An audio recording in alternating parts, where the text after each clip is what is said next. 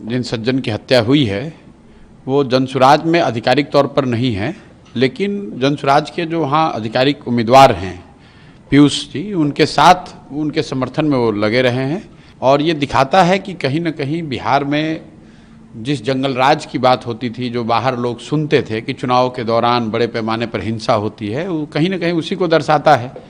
चुनावी मतभेद होना, आरोप प्रत्यारोप लोकतंत्र का हिस्सा है, लेकिन किसी की हत्या हो जाना, वो आदमी सही है गलत है, उसने क्या किया नहीं किया, वो बहस का मुद्दा हो सकता है, लेकिन लोकतंत्र में हिंसा की जगह नहीं हो सकती। और किसी की हत्या हो जाना ये तो प्रशासन की और यहाँ पर जो लोग विधि व्यवस्था में लगे हुए उनकी जिम्मेवारी है, और ये सीधा सीधा उनका फेलियर है। मोकामा के लोगों से क्या अपील करेंगे, क्योंकि दोनों गठबंधन के जो प्रत्याशी हैं वो बाहुबली छवि के कहलाते हैं? मोकामा के लोगों से ही नहीं, पूरे बिहार के लोगों से ये इस घटना का हवाला देते हुए ये कहेंगे कि मैं जो जनसुराज हमेशा कहता है कि गलत के साथ रहिएगा तो गलत ही होगा।